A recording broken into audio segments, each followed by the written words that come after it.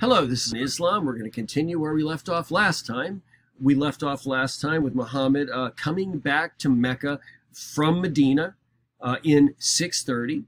And Muhammad, as we said, destroys all of the 360 idols, forgives his enemies, the ones that are at least willing to live under this new law that no God is going to be worshipped here but the God of Abraham, and anybody else that doesn't like it can go live somewhere else. And we're going to go on from this point. Muhammad only lives a couple more years. As we mentioned before, he went through a poisoning incident a few years earlier that some scholars think may have a lot to do with him not living much longer here. Maybe his renal systems were compromised or something from the ordeal. But in any case, when Muhammad dies, we have a bit of a problem in terms of who is going to take over after him. Who is going to be the caliph is the term that actually is given to a leader of Islam after Muhammad. And there are two different factions. There's one that believes that the successor should be his legal heir, which is Ali, his son-in-law, who's married to his daughter Fatima. And the other faction, which is actually larger in number, believes that the next leader should be Abu Bakr, who has been his best friend for a long time, who's older than Ali, and was certainly around at the beginning as well. And so let's go ahead, put me back down in the corner here where I belong, and we're going to be talking about in this center column here. Hassan, Hussein, and Aisha are going to figure into this story this time, and you can look back if you need to check out any of the names here. So let's go ahead and put up this next slide, and let's talk about the story here. First of all, those that support Ali are called Shi'a Ali, which means the party of Ali. And today, they're just called Shi'a, or some people call them Shiites. But Shi'a just means the party, but it's understood that the party of Ali, who thought that Ali should be the successor, first successor after Muhammad died. And but the majority picked Abu Bakr, who is, of course, older. And this was the way of the majority, and Sunni actually is derivative from that root. So Sunni is just the way of the majority. Shia means Shia Ali, the party of Ali. And of course, you may know that Islam is divided into these two major divisions today. They're not the only two, but they're the two really big ones. And of course, they're divided into smaller divisions, which we'll talk a little bit about here.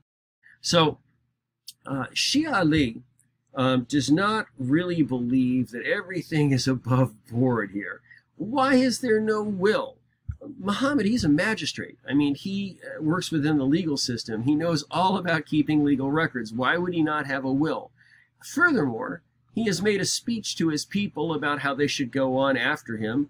And, you know, to have the presence of mind to do that, to think about giving them some kind of heads up of how to go on without him, and yet not having some kind of will, that doesn't make any sense.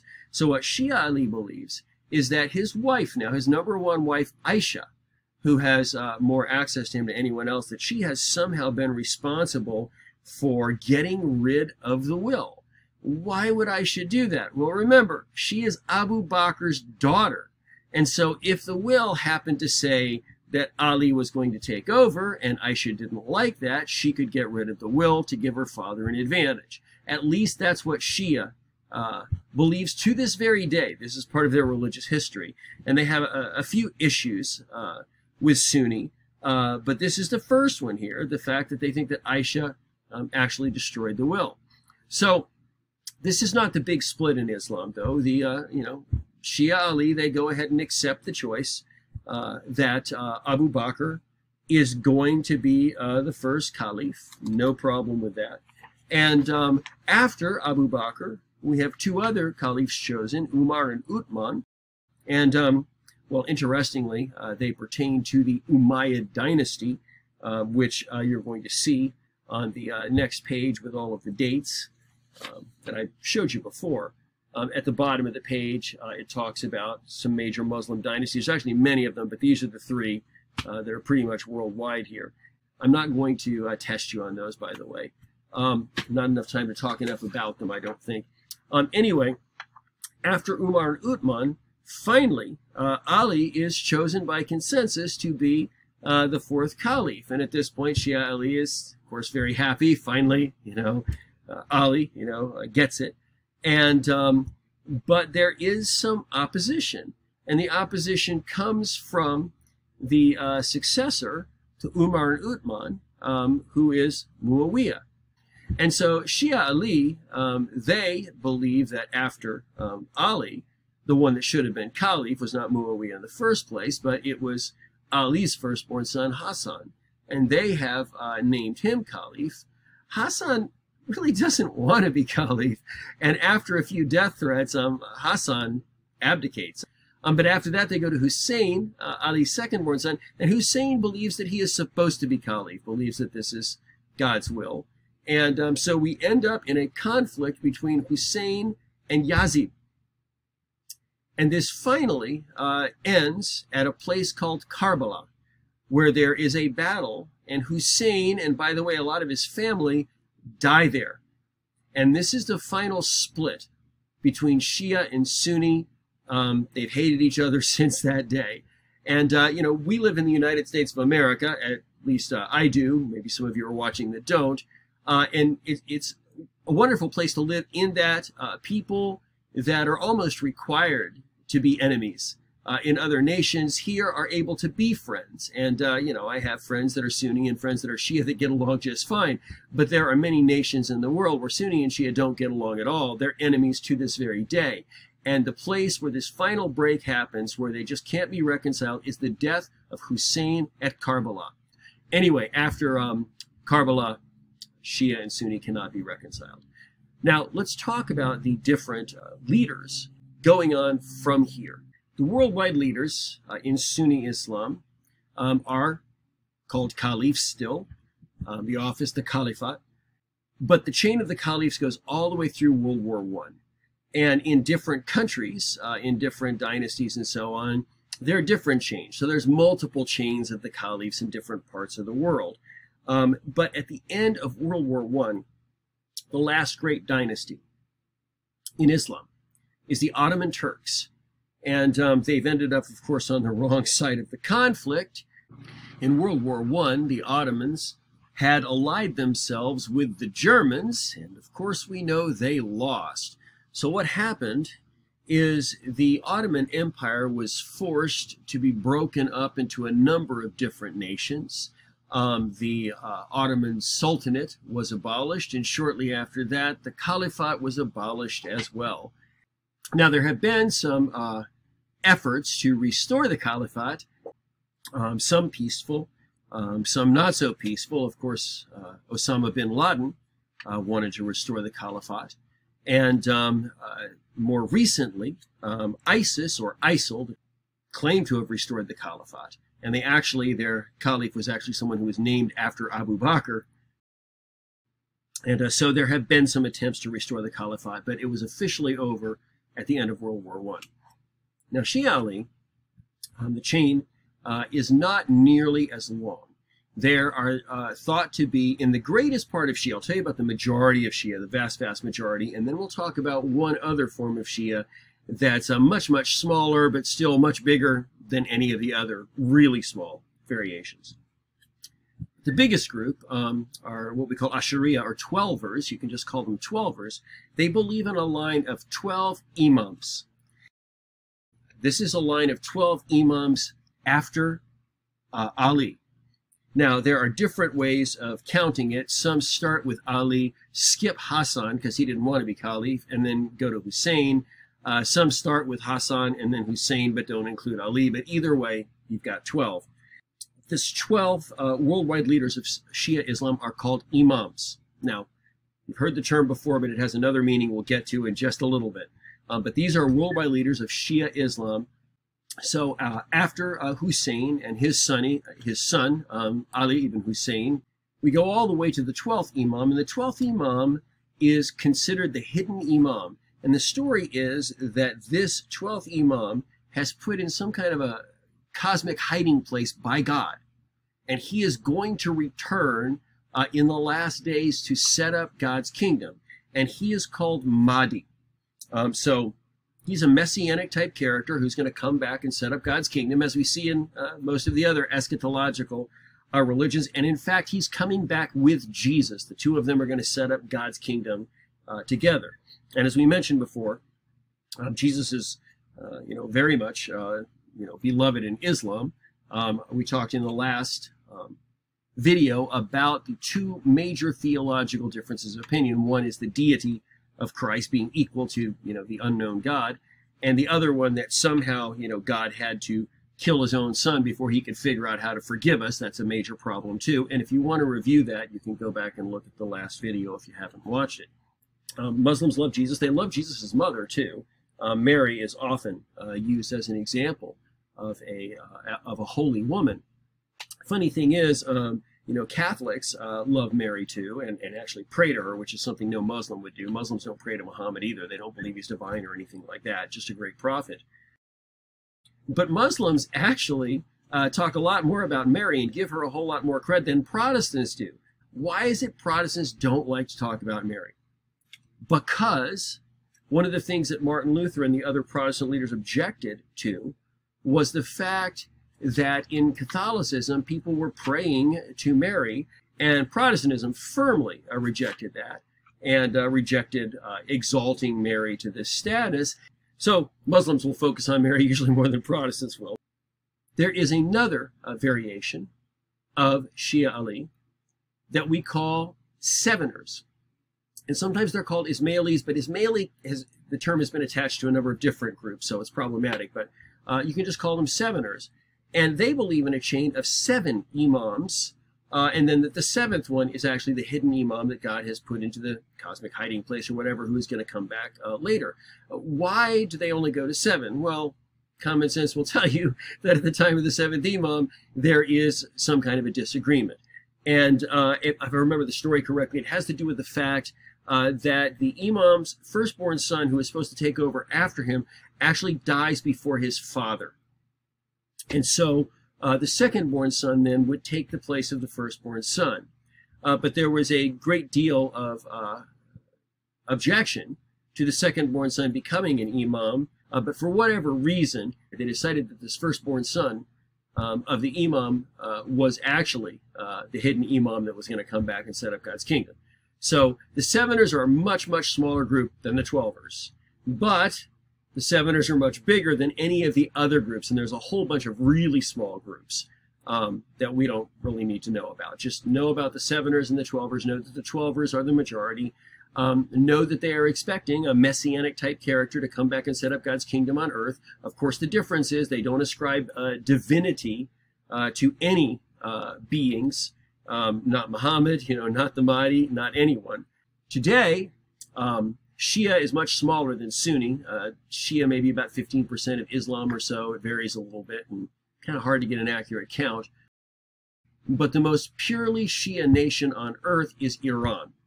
The Ayatollahs are the highest ranking clerics in Shia Islam today.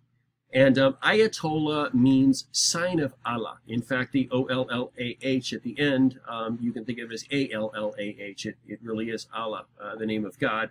There are a number of Ayatollahs, but the highest ranking Ayatollah, which today is Khomeini, but the most famous one is the one before him, Khomeini, who actually was involved in the deposing of the Shah of Iran and the taking of the U.S. Embassy during the presidency of Jimmy Carter. Wish I had time to talk about that story, but we don't this semester, unfortunately. It's an interesting story. But anyway, Ayatollah is the highest ranking, and the highest Ayatollah is thought to speak with the authority of the hidden imam. Before, we mentioned that worldwide leaders of Shia Islam, the 12, were called imams. So imam obviously has a second meaning, and especially in Sunni. An imam is really just a prayer leader. In some forms of Sunni, might be, preaching sermons, much like you'd find in a Protestant church or something like that. But so imam has two completely different meanings. It can be one of the thousands of prayer leaders in mosques all over the world today, or it can refer to one of those 12 worldwide leaders of 12 or Shia Islam. We've actually gone through everything on this slide, I believe, and I'm not going to talk about the Umayyad dynasty, the Abbasid dynasty, or more about the Ottoman Empire here. But I will say one more thing I want you to know, and that is, as Islam is spreading out, Christians and Jews are often treated better than polytheistic religions in the nations that end up being under the control of Muslims. And the reason is because Christians and Jews are called people of the book. And when you say people of the book, what you mean is people of the same prophetic tradition. Again, that goes all the way back to Abraham, through the Hebrew prophets, through Jesus, and then through Muhammad as the seal of the prophets. And so while the Muslims feel like the theology of the Jews and the Christians is erroneous in some ways, they still acknowledge that they worship the one true God, however flawed some of their ideas or practices are, and they are generally given better treatment as monotheists than polytheists would be given. Moving on here. Major divisions of Islam. I've talked about Sunni, I've talked about Shia. Sufi is the mystical movement in Islam. Like many mystical movements, was once persecuted, but now much more accepted. And there are many examples of that. In Christianity, there are many examples of different mystics being accused of some kind of heresy because of the way they talk about the union that they have experienced with God. But like many mystical movements, Sufism is much more accepted today. There was a time when Sufis were persecuted and thought of as heretics. But we see the same thing in Christianity. We see it in Judaism too. So for a while, you didn't know much about what went on in Sufi meetings and so on. People would sometimes smuggle out videos of what went on. But today, Sufis are much more open. I remember when I was at USF a number of years ago, a group actually came and did a presentation in one of the theaters in the Fine Arts College there. And so they're much more open now. And maybe you've heard of the whirling dervishes, or they're sometimes called darwishes. E can become an A, V can become a W. But they're doing an interesting dance in worship of God where they're spinning the whole time. If you have a camera on the ceiling looking down, that would be the best way to see the dance as the people are spinning around in and out of each other. And I find it difficult to understand how someone can maintain their balance. But then again, I find that difficult when I watch the the Olympic figure skaters who are in one place spinning so fast you can't even see their features, and then they skate off in a straight line. I'm not sure how they do that. I guess it must get easier after years of practice. I spin my grandson around 2 or 3 times in the living room and try to walk, and I'm stumbling over the coffee table. So anyway, but it's beautiful.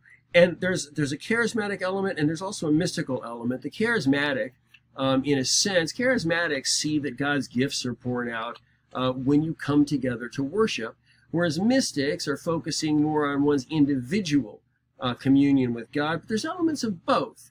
In a sense, you believe that God blesses you because you come together to worship him, but as you're spinning, everything around you is a blur. So basically your communion is just you and God alone. So there's kind of an interesting way of looking at it here. But all I need you to really know is that Sufism is the mystical movement in Islam, and the book tells you more about it.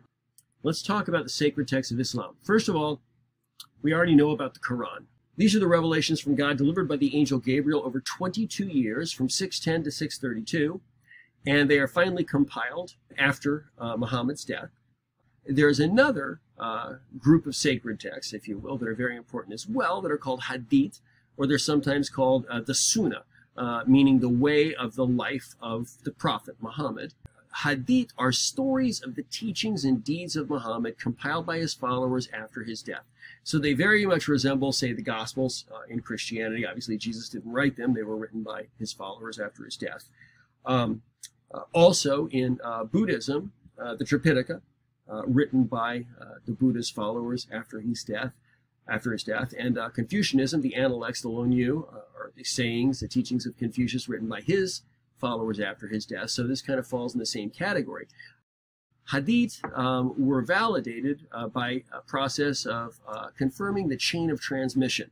And if you confirm that the chain of transmission of this story goes all the way back to somebody who was actually with Muhammad and witnessed it, then it was judged worthy to be included in hadith, in the collection of hadith. And if you could not validate that transmission back to an eyewitness, then it was not included. So there were many hadith or stories that did not end up in this official accepted collection of hadith. But they're stories of the teachings and deeds of Muhammad. One thing about the stories and teachings of Muhammad that's a little bit different than, say, Jesus, is Jesus never held a public office, although he did certainly make some authoritative statements against religious leaders and some of their interpretations. But Muhammad did hold a government office, so some of the stories have to do with decisions he made in that responsibility as well. Now, the third group of sacred writings is called Sharia, and this is the Muslim law. And the best way to think of Sharia is kind of like you'd think of Torah in Judaism. When Moses was given Torah, the idea was that this was supposed to be the law of the land, and that God was really supposed to be their king. Yes, there would be, leaders set up and high priests set up, but it was supposed to be a theocracy where people served God, and they were all in covenant with God. And so this Mosaic covenant, this Torah, was God's law, and it's often called the law of Moses. This is very much the way Sharia law is seen. Now, of course, Judaism was not a nation and was not in control of anything from the time that they were kicked out of their land in 135 by the Romans after the Second Rebellion against Rome, until the time that they went back to their land and founded a new nation, declared themselves a nation in 1948. So they were gone a long time. Torah has never been a threat to anybody because Judaism has never imposed their religious views on anyone. Who knows what would have happened if indeed the Romans didn't destroy them and they remained some kind of world power? Who knows? But Islam did become a world power for a number of centuries, and so Sharia law actually was the law of many lands, and it is, Islam is set up to be a theocracy. God is supposed to be the ruler. So let me tell you a little bit about the law itself, and I'm going to talk a little bit about misconceptions of the law a little bit later. So the law is derived from the Quran and the Hadith, and the interpretations of different Muslim scholars and judges.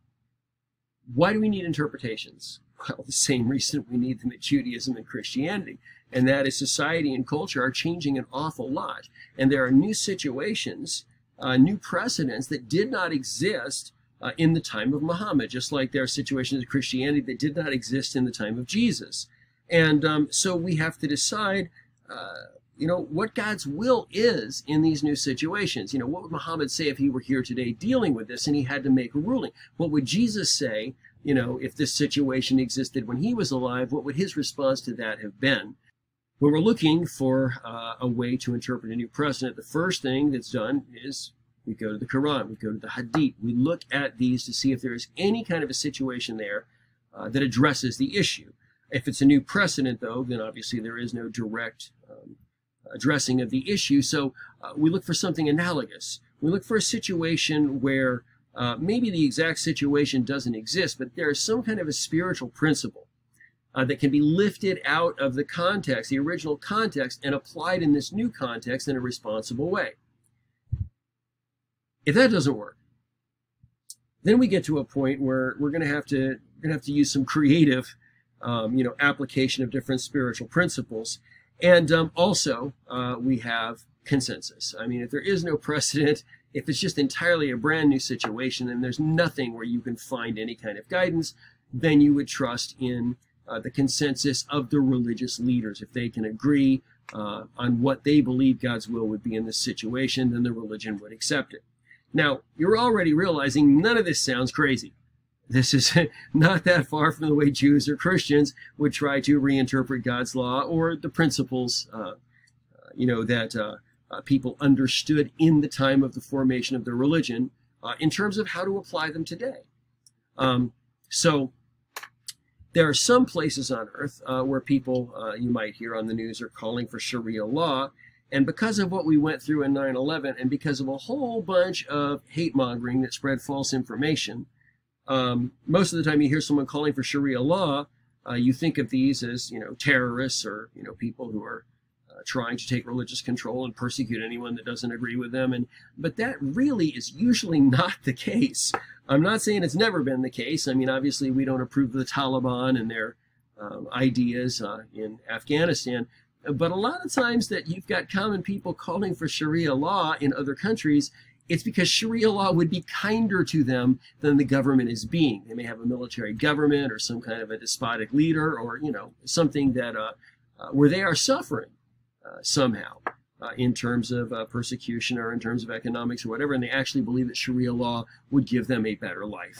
And again, it's hard for me to get this across without giving you a whole bunch of different examples that I don't have time for right now, but just kind of make a mental note that we, you know, see things like jihad and Sharia in a very, very narrow way, and we do not really see what these ideas originally were, what they're supposed to be, or the way that they're thought of in groups of Muslims that don't in any way resemble the very, very, very small percentage that were engaged in terrorist activity, and that still are, less than 1% worldwide. Next, let's talk about the 5 pillars, and then I'm going to come back and I'm going to talk a little bit more about jihad. I'm going to talk a little bit more about Sharia law and how the idea has been perverted in the idea of most Americans, how fearmongers have used it to cause us to feel much more alarmed by these concepts than we really should be. And I'm going to end with that. So let's look at the 5 pillars here. Shahada is the first one. And this is the creed. This is the creed that acknowledges that there's only one God, and of course in the Arabic he is Allah, and acknowledges that Muhammad is his Rasul, which can be interpreted messenger or prophet. And of course a prophet is a messenger of God, so really kind of the same thing. Salat is prayer 5 times a day. And as we said back when Muhammad was alive, and he still thought that this new movement, this new monotheistic movement among Arabic tribes could be accepted by Christianity and Judaism. And they began praying 5 times a day towards Jerusalem, which is considered a very holy place in Islam as well, 3rd holiest place on earth. But when rejected by the Jewish tribe that tried to kill Muhammad, Muslims begin to pray towards Mecca now 5 times a day, as they do. Inside most mosques, there is a particular wall that has an architectural flourish called a mihrab, and it tells you which direction to pray, and this is going to be in the direction of Mecca. So if you're in Russia, it's going to be on the south wall somewhere. If you're in Tampa, Florida, where I'm at, it's going to be on the east wall somewhere, pointing towards Mecca. This is the prayer 5 times a day. I'm very happy that we have become a little bit more sensitive to that as of late. And Muslim employees are being given the liberty to take a break at a couple of these key times that happen while they're working, to say a prayer and come back a few minutes later. Zakat, charity to the poor. I want to talk a little bit about this because there's some things that I think we could think about. Zakat is charity to the poor. Now, in Judaism and in Christianity, it is also an ideal that those who are better off should take care of those who are worse off, okay? The problem is, in the United States of America, particularly in Christianity, we've confused the idea of giving charity to the poor with 2 different things. We've confused it with the idea of social service programs to the poor that are governmental programs that are not attached to a religious responsibility. And more than that, it's been confused with a lot of people about paying tithes to your church. There are people, a lot of rich people, that go to well-to-do churches every week and write big tithe checks, sometimes thousands of dollars, very well-to-do. And these people feel like, and by the way, it's not just rich people, many people that pay tithes feel this way, but they feel like somehow by writing their tithe check to the church, they've taken care of the poor, or they fulfilled their responsibility to take care of the poor. And of course, that makes no sense. When you think of tithe, you can think of a tribute, you can think of a first fruits offering, you can think of, taxes. In the original context, all of these are kind of the same kind of idea, and that is that the first fruits of your increase are somehow given to promote the temple, or today to promote the operations of the church or the mosque or the synagogue or whatever. And, you know, that's as it should be, I suppose. If you're part of a religious group and you are receiving some benefit being part of it, then you should want to support it. Obviously, the organization has bills. But when you write a tithe check to your church, and you think that somehow you're taking care of the poor, now you've really got a misunderstanding here. Now, before I go on, let me say there's one exception to the rule, and that is if you are part of, you know, a church that your whole ministry is taking care of the poor. Maybe you're running a mission or you're running a soup kitchen, and I mean, literally most of the money given to the church does go to the poor, then maybe that's an exception. I applaud you, and I'm not talking to you. But the vast majority of churches aren't running soup kitchens. And if they're giving any money to charity, a lot of times it's given to some ministry, some mission in another country somewhere. And everybody feels good about supporting the mission. But that certainly is not taking care of any poor people, certainly not in your home country where you live. And in the town where you live, you may not see them, but they do exist. And a lot of people that are more affluent, that are part of a higher socioeconomic and educational level in society would rather not have to rub elbows with the unsavory individuals who are living on the street or, you know, whatever. And so if you're well-to-do, you know, writing a nice tithe check kind of buys you the right to not have to look at the poor people, to not have to worry about them, to not have to be involved with them. You can go back to your very, very expensive house and your very, very expensive car and think, I've done my part. Isn't that convenient? The second thing is that somehow social service programs have something to do with this. And you know what? If you want to try to make a correlation, that's fine, but there are some major differences. In all of the religions, who is supposed to take care of the poor? Obviously the rich. Obviously the people that have more than what they need are supposed to give to people who have less than what they need. This has nothing to do with our tax structure. Some people think that the rich should pay more. Some people think that it should be a straight tax across the board. But the fact of the matter is, if you're taxing poor people that are relying on government programs, then this is not the same scenario. Who's supposed to take care of the poor? Are the poor supposed to take care of the poor? Well, that doesn't make any sense, does it? You know, the poor don't have enough to take care of themselves, so how can they take care of each other? It's the rich that are commanded to take care of the poor. Again, this might be set up more like the kind of political taxation structure you'd like to see in society, but be careful confusing the two. They're really different entities, okay? Now, let's look at the real issue, not confused with tithing, not confused with social service programs or what kind of a taxation system you think should be implicated in our country. And let's look at it for what it really is. If you have more than you need to survive, then you are commanded to take care of people that have less than what they need to survive. And in Christianity, very often that never happens because so many Christians think paying their tithe is taking care of the poor. But they have a responsibility to take care of the poor on top of supporting their religious institution. Why is it that more pastors don't make that explicit?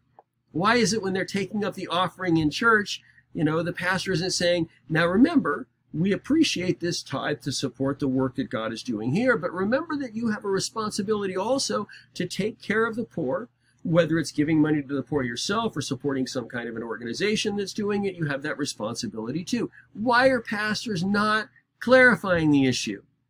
Unfortunately, it's simple. That would radically reduce their bottom line. If you start telling people in church they have to give money to the poor on their own, your tithes that you are bringing in are going to decrease because these people only have so much money to give. The reason you're bringing in as much money as you are in some churches is because the people are not giving money to the poor. You've kind of taken this obligation and you've twisted around to where they're giving the money to you as the leaders of the organization, and they think they're giving their money to the poor. But what they're really doing is supporting the organization, which, again, is not necessarily a bad thing, but the confusing of the issue is a very, very bad thing indeed. In Islam, we have a couple things that are different that work really well, and one of them is, let's look at the issue of giving money to the poor yourself. You have to literally give the money yourself. You don't go into the mosque and give the money, you know, to the local imam who is supposed to somehow channel it to charity. By the way, side issue, how much trouble have Protestant pastors gotten in when people funnel hundreds of thousands or millions of dollars in offerings, through them, where they can actually channel the money, where they can actually receive some revelation from God that, oh, God wants us to spend the money here, and fulfill their own agendas. When you have someone who's charismatic, and I mean that in terms of having a gift of motivating people, who has that much power, that person should not be handling the money. That should be out of their control. And many religions do have those kind of rules, like in Buddhism, monks don't handle money. They just don't. So that's a problem in the first place.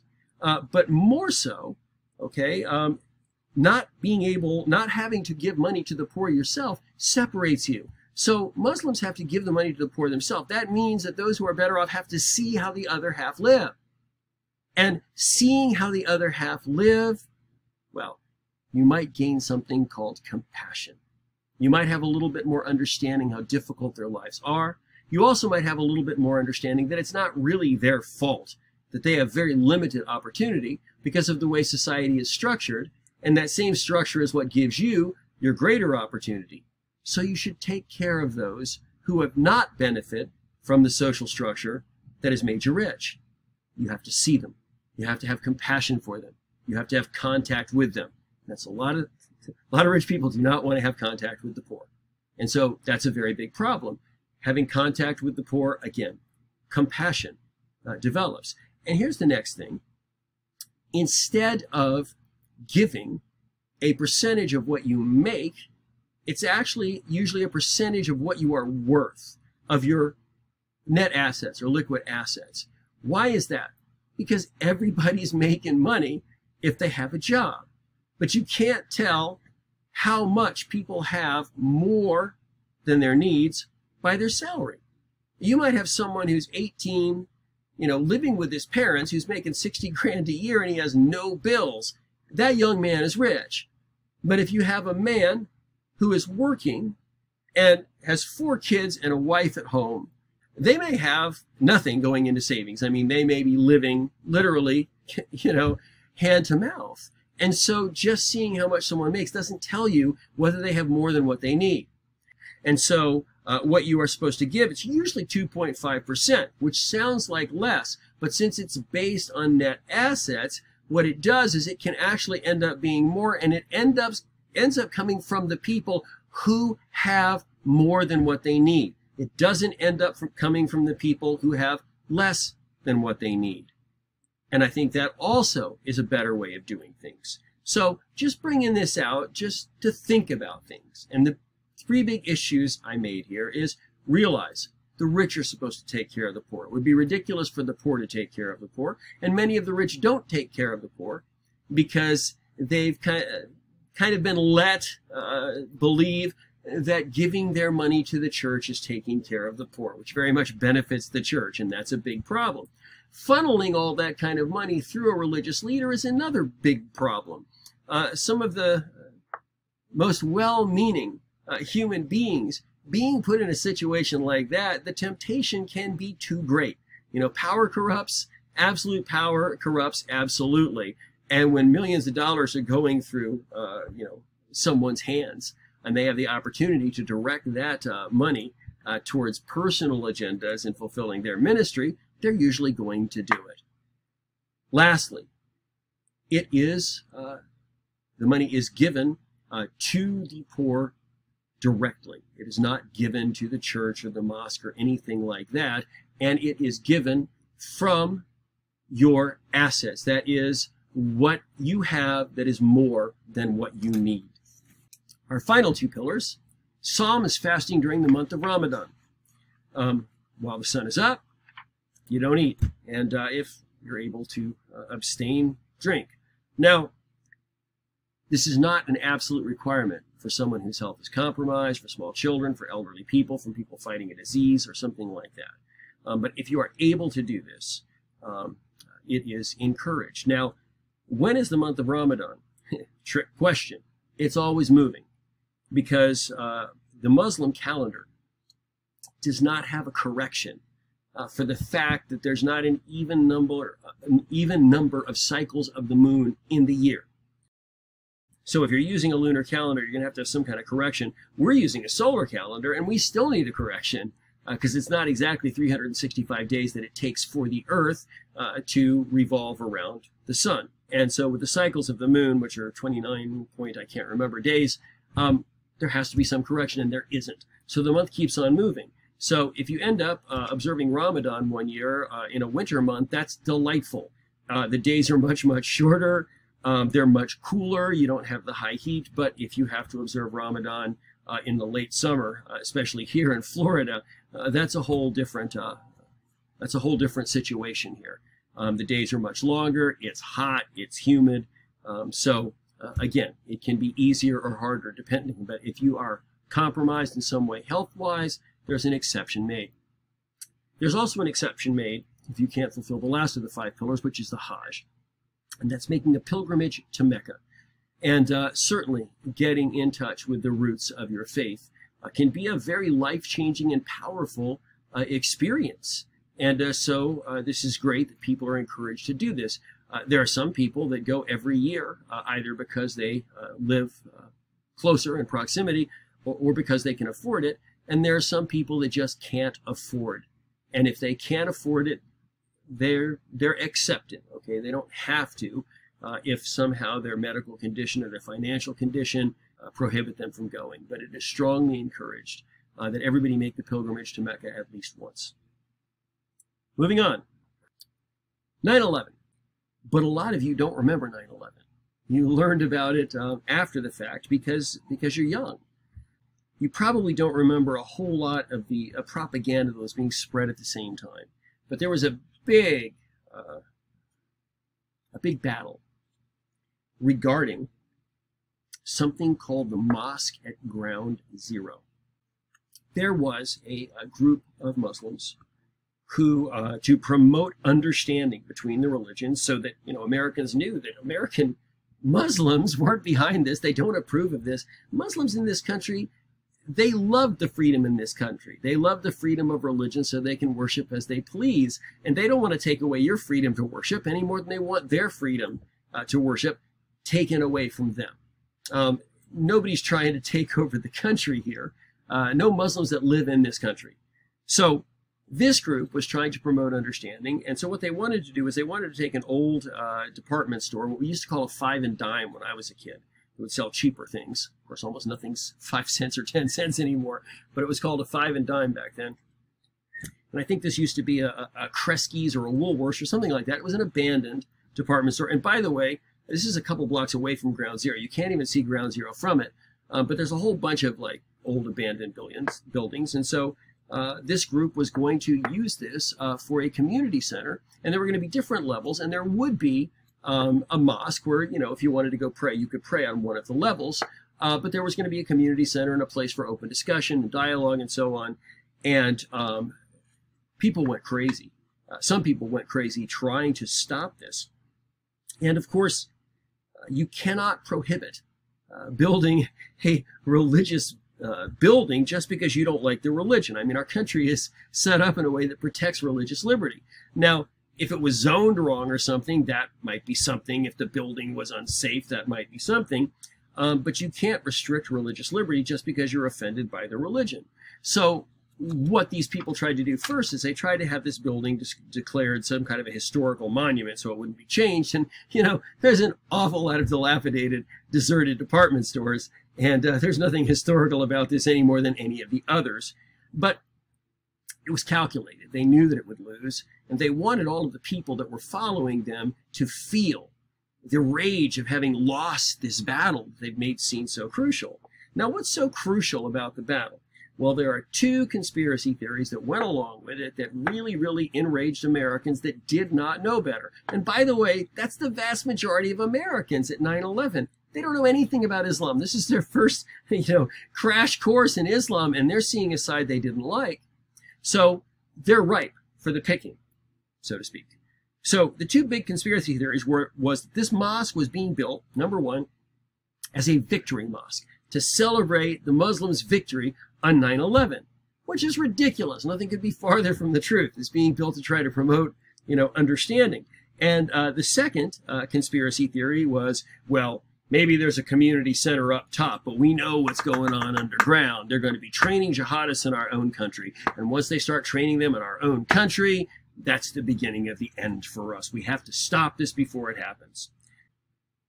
This might seem a little ridiculous to you today, but back then there were a lot of people that did not know better that believed it. So again, building a victory mosque, at ground zero to commemorate our victory, that makes you mad enough. But then they're going to have a jihadist training camp underground to train more jihadists. I mean, who would not fight to the death to stop that? Of course, it's not happening. You can't even see that mosque from ground zero. And by the way, there is a mosque across the street from ground zero that's been there since 1973. That was never mentioned. Now, we all know this is ridiculous now, but I want to just tell you a story about how these kind of things affect people. Because I want you to know how fear mongers work and how they motivate people through fear, irrational fear. First of all, they establish what I call triggers, fear triggers, okay? Jihad is a very common one.